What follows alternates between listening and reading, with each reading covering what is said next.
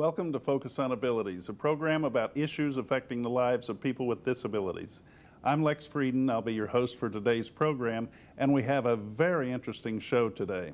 I'm Senior Vice President at Tier Memorial Hermann Hospital and also Professor of Health Information Sciences at the University of Texas Health Science Center, and our guest today, I'll introduce him in a second, but first I want to ask you a question, one that we'll answer before the end of today's program. The question is, how many people with disabilities can be accommodated on an aircraft? Think about it. Now it's a pleasure for me to introduce our guest, who is Bill Burnell from Continental Airlines. Bill, welcome to Focus on Abilities. Well, thank you, Lex. Thank you for the opportunity to be here this morning with you. Now, Bill, your job, you're manager of, I think they call it customer first and regulatory affairs or something of that nature, right. But boil it down for us. What actually do you do? I am the DOT person, the Department of Transportation person, so I make sure that we are in compliance with anything regulatory concerning disability issues, be it wheelchair acceptance to policies and procedures on the aircraft and in the airport itself. So you don't fly the planes? I don't fly the planes, no. All right, but in the past, you've had a lot of different jobs with the airline, as I recall. Yeah, 23 years with the company.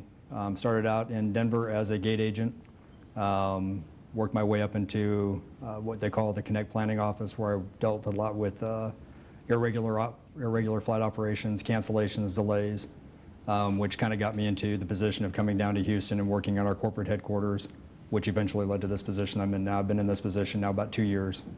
Now, the job that you're in, you're pretty much responsible in the corporate offices for the policies and procedures that relate to assistance of people with disabilities, accommodating people with disabilities, making sure, I guess, as you said, that the law that pertains to travel by people with disabilities on airplanes is followed by the airline, right? Exactly, exactly. Not only for the frontline staff as far as the airport employees, but also work with the reservation staff to make sure they're giving correct information. Our technology folks so that Continental.com is updated correctly, and work with our interior engineering so the aircraft are designed, our future aircraft orders are designed correctly. Certain amenities on board the aircraft we have to continually tweak, make sure that we're giving the best possible service we can possibly provide. So, I guess people don't think of it just sort of offhand. You think about taking a flight, you look online or you make a call and you see if a flight goes from where you want to go, where you are to where you want to go, and you check the prices and you book the flight, you go to the airport, you get on, you fly. You don't think about all the behind-the-scenes work that's involved in putting that flight from point A to point B. But as you described it, we're talking about online stuff to keep the website up. We're talking about issues with people who converse with folks over the phone about their flights, make the reservations and do the bookings, about the people who manage the flights in bad weather and good weather as well, the people who board the plane, the people who take care of the luggage. Exactly. I mean, it's really a complex operation. Exactly, and it's actually gotten a little bit multi-tiered process here lately because of the advent of people using personal computers to book their flights and glean information about our company that we used to provide on the telephone.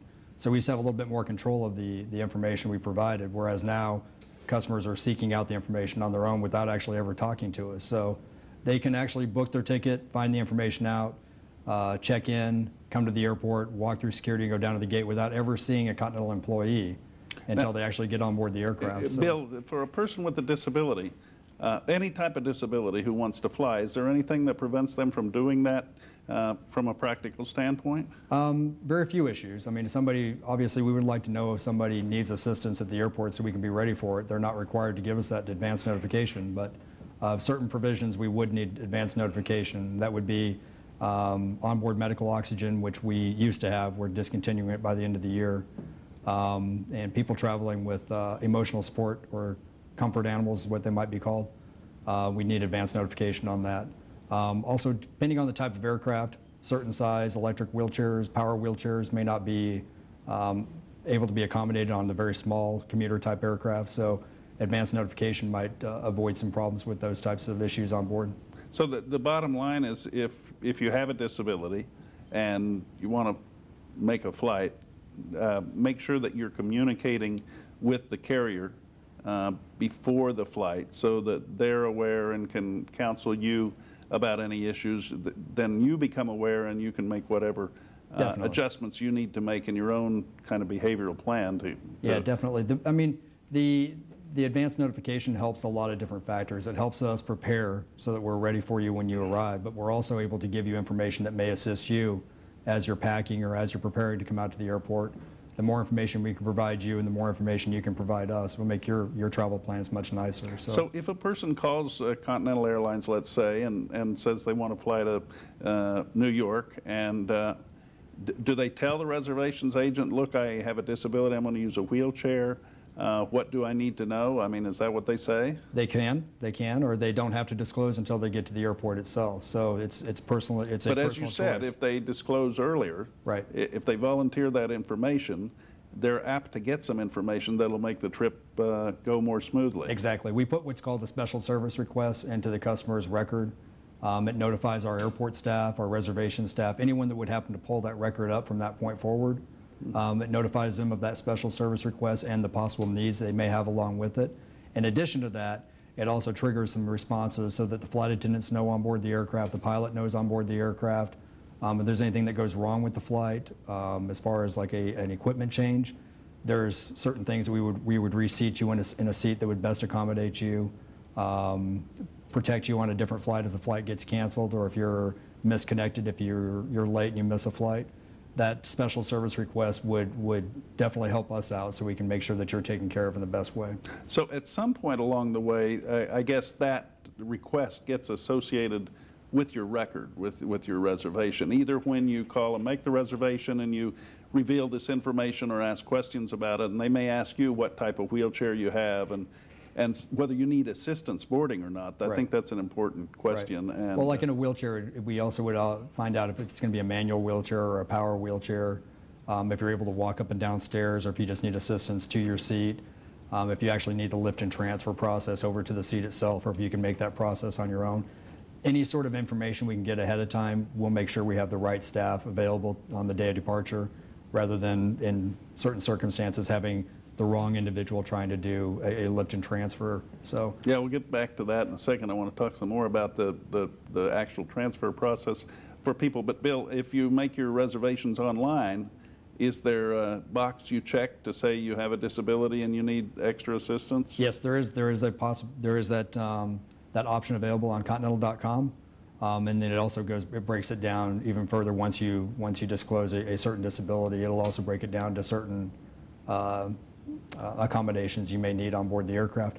The other challenge that we possibly may face is when people choose to book offline, when they book through a third-party website such as Orbitz or travel.com exactly. or whatever. Those types of websites, the information may not flow as easily over to our site, or may not ask the same types of questions as what we may ask ourselves. Okay, so if people are shopping for a deal and they go through a travel agent or an online agency or whatever, and there's not the option to provide this information or ask those questions, even after they're booked, they shouldn't worry about it. They should go ahead and call Continental and say, look, I got a ticket, a cheapy ticket, don't hold it against me, but I need you to know that I will need that assistance, and I hope it's still provided. And they will, of course, assure that person and go ahead and attach to the record the needed information, right? Yeah, definitely. I would definitely suggest somebody booking offline or any sort of reservation that they call Continental afterwards and just make sure that their particular needs are indicated in their record, so we're ready for them.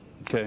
I mean, the other possibility is that they actually show up at the airport because they haven't heard this show or they didn't think about doing that or whatever, and at the airport you do everything that's done online. You just have to scramble, and sometimes it's more difficult to put things together as smoothly as it might be if you know ahead of time. Right. Well, we have the staff available. We have the staff available at each one of our airports. So regardless if we have that advance notification, we'll be able to assist you, but having that advance notification, make sure we have the proper staff and the number of staff we need on duty to accommodate everyone. Now, so far when we think about travel, and when I think about it, obviously it's from the perspective of being in a wheelchair, but You also provide accommodations for people who are visually impaired, people who are hearing impaired, people with mental impairments of one sort or another that affect their ability to enjoy travel and so on, right? Right, definitely. Somebody that may have a vision problem or a hearing problem will definitely provide assistance if they need it, getting to and from a gate or finding a gate. Obviously, someone with a hearing impairment, making sure that our announcements are made in such a way that they can either read lips or write the information down for that person. Provide assistance to and from an animal relief area for someone using a guide dog, which each one of our U.S. airports actually have an animal relief area. So someone utilizing a service animal, we'd be able to provide a place for that dog to, or that animal to relieve itself between flights or before a flight or after a flight. We have assistance personnel that would be able to help those people to and from those areas. And the same thing applies. The more information they have ahead of time and the more information you have ahead of time, the more likely the trip is to go smoothly. For example, a person who's blind and has an assistance animal, a guide dog, may want to know ahead of time where in the stopover airport the animal relief area is. You can give them that information. Yes, yeah, we have that all available on our direct reference system. So if someone calls our reservations department, they'll be able to access that information for that airport and tell them exactly where the animal relief area is. So 99% of those animal relief areas are not located inside security. They're before you enter the security area. So if you arrive at the airport and you know where that animal relief area is before you go through security, you can take your animal over. I think you raised another issue which is important, and it's an aspect of travel that sometimes we don't think about it, but that's the security. The TSA has a screening detail at every airport, every gate, and people with disabilities need to be prepared to be frisked and to be secured behind that secure area, just like everybody else. Right. You need to make sure, and hopefully the reservation staff will be able to provide you some guidance there, directing you to the TSA's website about different wait times to get through security. And wait times are going to vary by airport and time of day, but they're also going to vary by the amount of attention that you're going to need going actually through that security area itself. So someone in a wheelchair may take a little bit longer than someone that's not in a wheelchair. Someone using a guide dog, getting the dog through with the harness and all the metal on the harness itself may take just a little bit longer. So, well, and their job is to make sure everybody on the flight is secure and safe. Exactly. People in wheelchairs, from my own personal experience, they're actually very well trained, and they inquire from you about issues where you may be sensitive and so on. They try to find alternative ways to search you so that you're not inconvenienced, and I think it's an important aspect of travel these days. Definitely. Like I think the most important thing is the notification, the communication between the customer and between the airline. Us communicating what we need from you and you communicating what you need from us. So. Bill, as we talk about it, it sounds simple and straightforward. However, as we know in real life, not everything goes the way it's planned. Not everything is perfect. We're going to take a break right now, but when we come back from the break, I'd like to visit with you some about what to do when things go wrong. Okay. I'd like for you all to please stay tuned. We'll be right back with more Focus on Abilities with Bill Burnell from Continental Airlines. Be right back.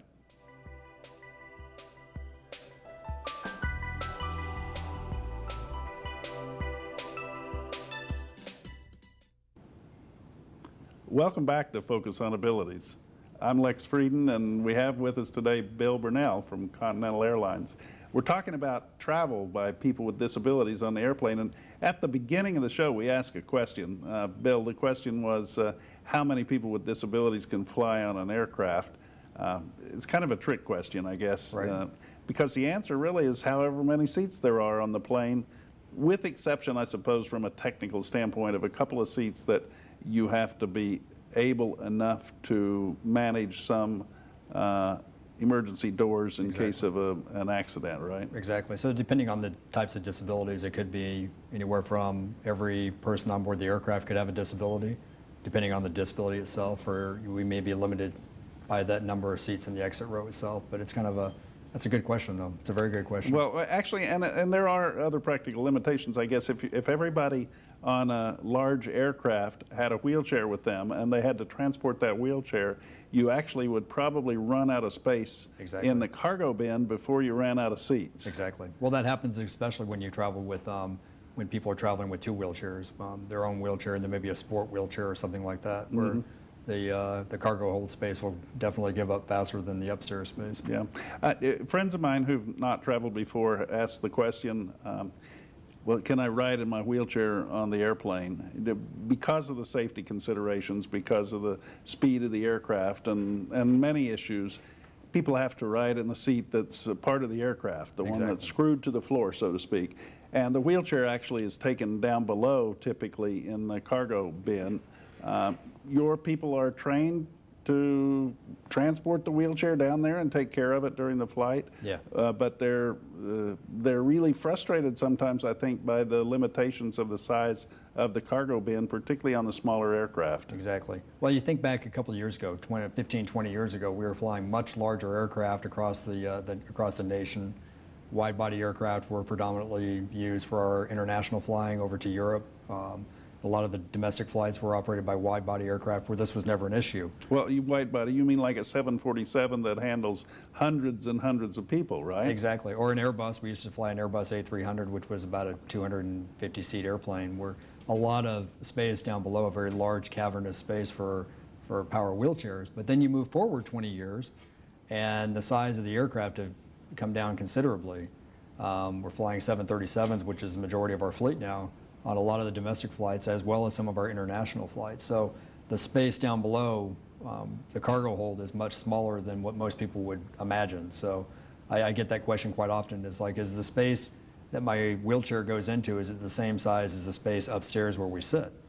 And the space downstairs is considerably smaller. So that does become an issue with the larger power wheelchairs, especially trying to accommodate them through the opening, trying to get them on board without damaging the wheelchair itself or damaging the aircraft. So a person with a disability using a wheelchair would typically be escorted down to the gate of to the doorway of the airplane, and assistants would be there with a smaller portable chair. Right. You can stay in your wheelchair right up to the door of the aircraft itself, like you said. Or if you chose to, you could actually check your wheelchair in at the gate or at the ticket counter, whichever one works out better for you. Obviously, for most people, it's going to be staying in your own wheelchair until the very last minute. So, and if you can't ambulate, if you can't walk the short distance to your seat, then there's a so-called aisle chair, a smaller chair that's narrow enough to go down the aisle that assistants will help you into and help you down the aisle and next to your seat. And you can either lift yourself, or if you need to be lifted, they will help you into the seat. At the same time, the people from down below are folding your wheelchair or finding an elevator to take it down to the ground level, where it's then boarded up the conveyor belt into the aircraft. Exactly.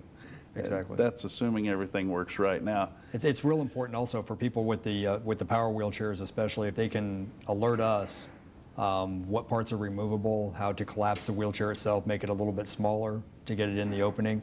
There's actually a nice little feature on Continental.com right now that is a downloadable information card that the customer can bring with them from home, pre-populate it, put some information on there for us. It will help our ground staff out tremendously. So. Well, and it helps if the passenger knows. Some people who just acquired a wheelchair may not know what kinds of batteries it has or how many batteries if it's a power chair. Well, that's the big one right there, is the battery itself.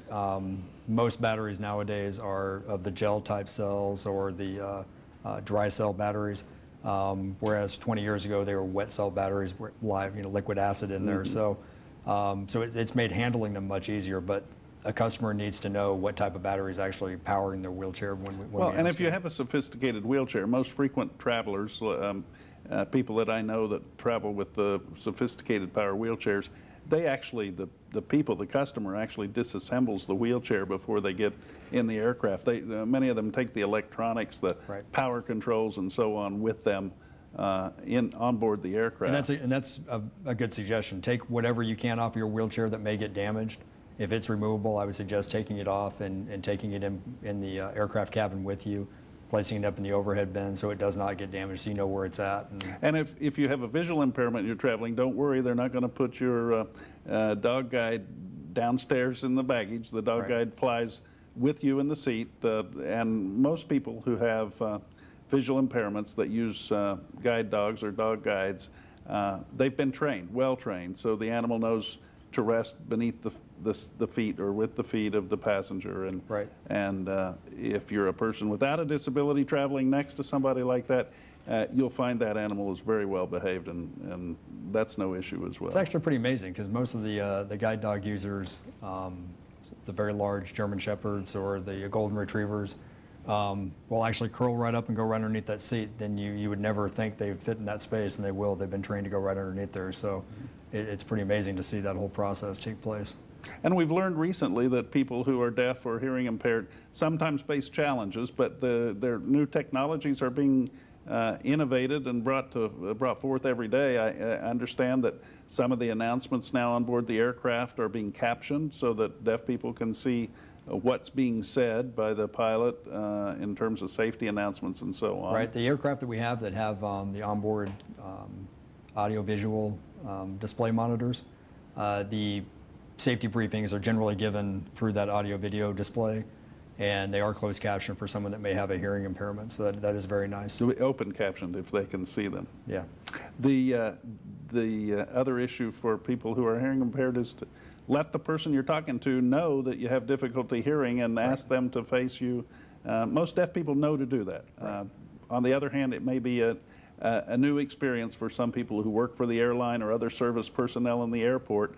And again, my friends who are deaf generally are pretty patient and helpful and educate folks. In any case, you can have a problem. And my experience, the go-to person, if you have a problem, the person you want to ask for, is the CRO. Right. Bill, what does CRO stand for? A complaint resolution official. And that person, all of our frontline employees are very well versed in how to handle customers with disabilities.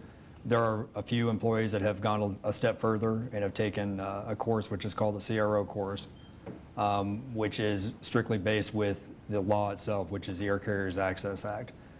They are our mediator between the airline and the customer to make sure that if there's any disability issues, that it's being handled correctly and within the regulations of the law itself.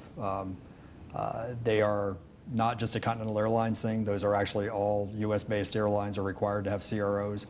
So if a customer would happen to fly another airline besides Continental, I don't know why they would do that, but if they choose to fly another airline and they do experience an issue, a disability-related issue, ask to speak to a CRO, and a CRO will be made available either by phone or in person.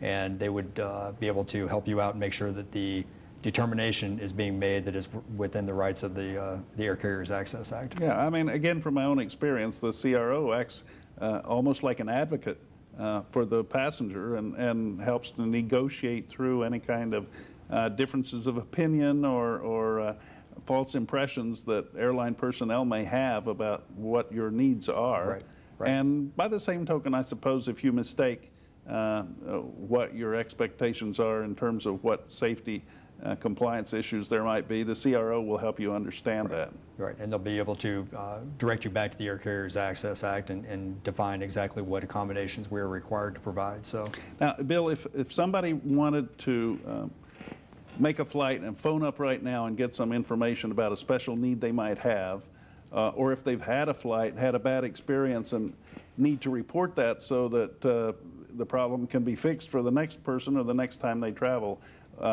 you have a phone number that they could call, right? we actually do. We have a new desk in our reservations department, and they do nothing but deal with customers with disabilities, as far as emotional support animal acceptance to answering questions about wheelchair acceptance. They're actually located right in our main reservations office. They can assist you 24 hours a day. The phone number is 800? 1-800-228-2744. They're open 24 hours a day. There's somebody there to assist somebody 24 hours a day. 1-800-227? 228. Sorry, 1-800-228-2744. You got it. All right, I'll remember now. You got it. Bill, the issues that relate to people with disabilities that are the most complex. The issues that you have to train on most frequently, the issues that come forward as particularly difficult ones, what are those? Generally be the acceptance of large power wheelchairs and the space down below, and that could become quite challenging sometimes, like I said, with the smaller aircraft. Okay. Anything else? That and probably the guide dogs, as far as where they're located on board the aircraft. There seems to be a misconception that a person using a guide dog has to sit in the bulkhead seat, which is not required. We have to make that seat available to a person with a service animal, but they're not required to sit there. We can't actually require anybody to sit in any particular seat on board the aircraft. But Continental spends an inordinate amount of time training people, all your staff, the in-flight personnel, the operations crew, the ground crews, everybody gets training. I know that you do everything you can in that regard, but if people have suggestions about additional training that's needed and required, that phone number we gave, a good place to make a suggestion? Either that or through your websites, because I mean, you're part of our disability board. You can you give me suggestions. My board gives me suggestions all the time. Either way we can want to do it. Okay, I think that's important to make a note that you do have Continental Airlines as. I'm proud to be a member of the advisory committee that you have on disabilities, and I think it's probably outstanding among all the domestic carriers, probably internationally as well. And the board's made up of people with disabilities, blind people, deaf people, people with emotional impairments, mental illness, and physical disabilities. It's a great source of input. Bill, thanks very much for being our guest here on Focus on Abilities today. You really are making a contribution to helping all of us enjoy flights. As we said at the beginning of the show and the question that we answered, everybody should come and fly. People with disabilities, there's no limitations. The law requires equal access by people with disabilities. In conclusion, Bill, what would your final words be to folks out there who may be listening who may want to take a flight? Well, I think you summed it up the best. I mean, we're there 24 hours a day to help anybody that may need assistance. All of our aircraft are accessible, and we certainly want people to come out and try us and fly us. So. All right. Thanks a lot. Bill Burnell, I'm Lex Frieden, your host. Please join us next time for more Focus on Abilities.